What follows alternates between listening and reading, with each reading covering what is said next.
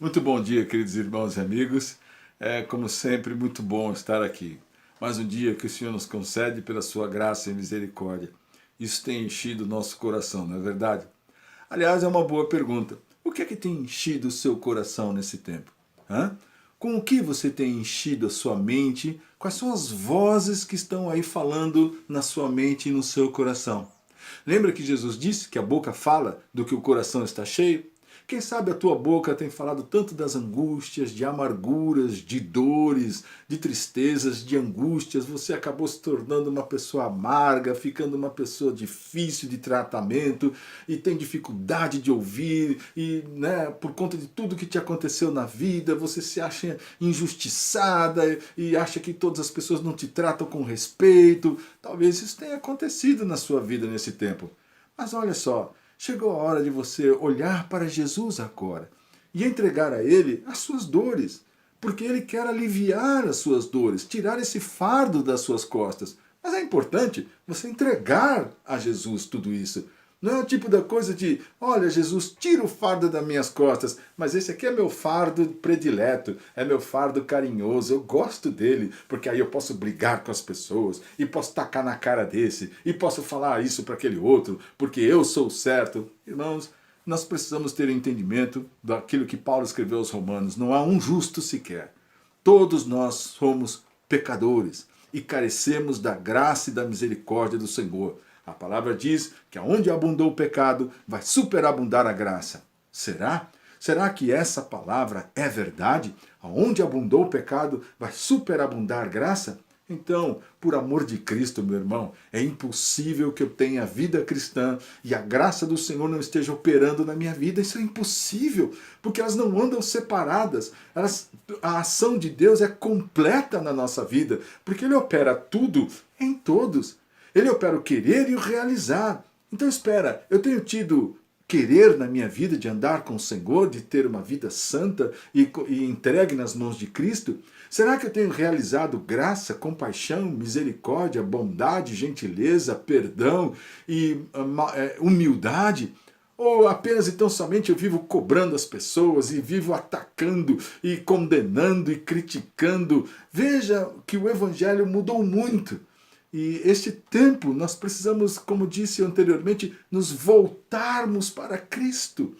E nós ficamos muito na cobrança dos outros, do que como deve ser o procedimento cristão dos outros. Nós não temos critério para o nosso próprio procedimento. E chegou a hora da igreja perceber, tudo começa em mim. Sou eu que preciso mudar, sou eu que preciso aprender com as minhas dores, preciso ser mais humilde diante do Senhor, entregando a minha vida diante de Deus, me satisfazendo em Cristo, que Ele é o meu Redentor.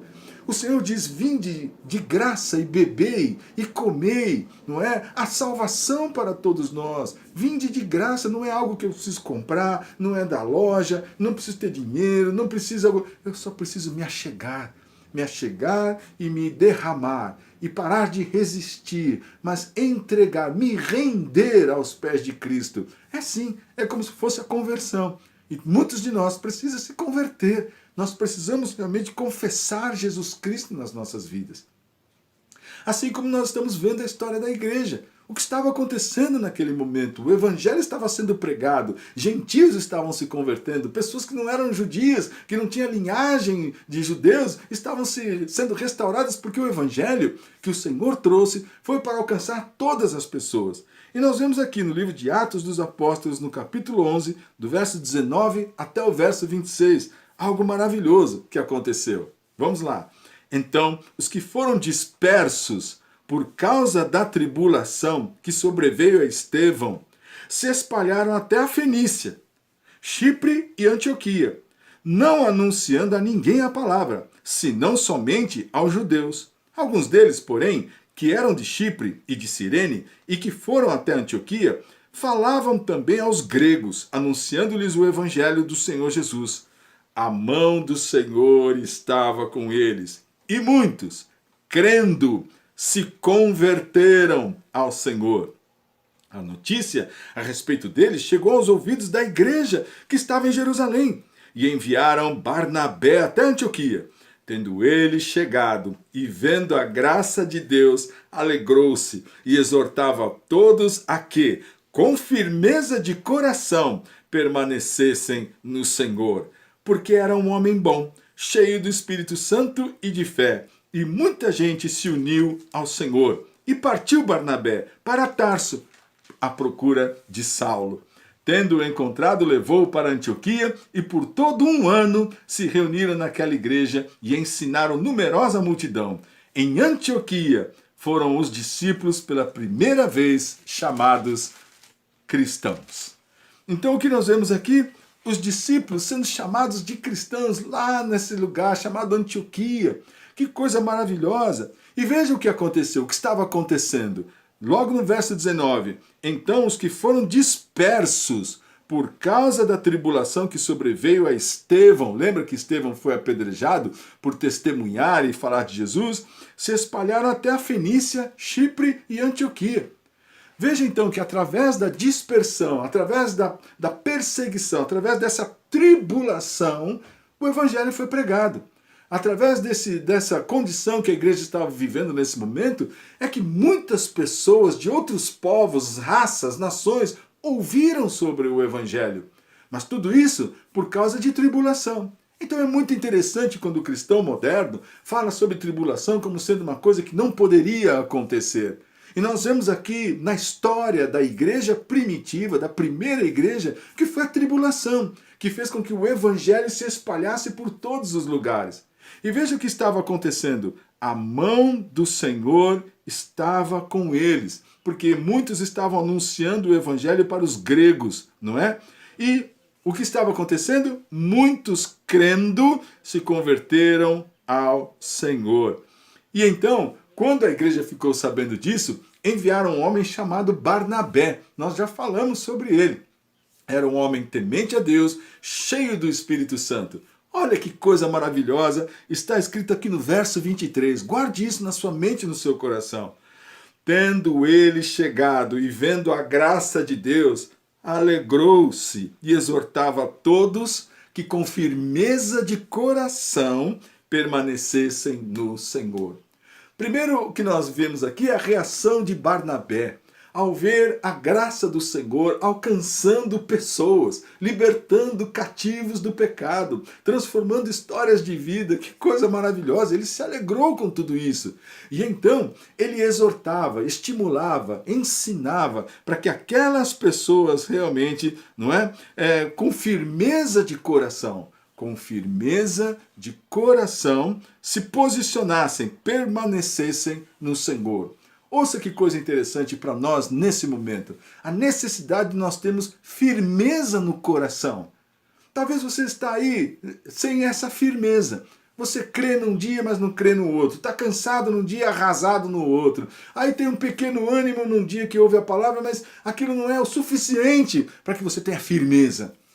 Ouça que aquilo estava acontecendo naquele momento, mas não era o suficiente. O próprio Barnabé disse assim, olha, vocês precisam permanecer. Então é evidente que havia uma sensação de tribulação, de aflição, de perseguição, de dificuldades, não é? De problemas. É claro que haviam esses problemas. Mas o que era necessário nesse tempo? Vocês estão ouvindo a palavra. Sim, Jesus é poderoso. Sim, Ele consola o coração. Sim, Ele salva o pecador. Mas olha, vocês devem permanecer tendo realmente firmeza no coração. E essa é uma boa palavra para mim e para você nessa manhã. Firmeza no coração. Firmeza no coração, no seu sentimento com relação a Deus. Firmeza. Que você confie, que a palavra do Senhor esteja na sua mente e no seu coração, para que você permaneça no Senhor. Está escrito que muita gente se uniu ao Senhor, não é? E havia muita alegria por causa disso. Então, Barnabé, vendo aquela multidão, aquele monte de gente que se uniu ao Senhor, foi para Tarso. Procurar quem? Procurar aquele que havia se convertido lá no capítulo 9, o famoso Saulo. E tendo achado Saulo, eles ficaram um ano lá em Antioquia, ajudando, pregando e ensinando aquela numerosa multidão. E o que aconteceu naquela cidade? Lá em Antioquia, os discípulos foram chamados pela primeira vez de cristãos. Então esse nome tem a ver com aquilo que significa ser de Cristo, ter as características de Cristo, expressar Cristo. Que neste dia, eu e você, possamos ser chamados de cristãos, não por uma questão religiosa, mas por ser verdade, a verdade da nossa vida. Disponha-se nesse tempo, entregue-se nas mãos do Todo-Poderoso e que você realmente seja reconhecido como um cristão. Deus te abençoe e fique firme.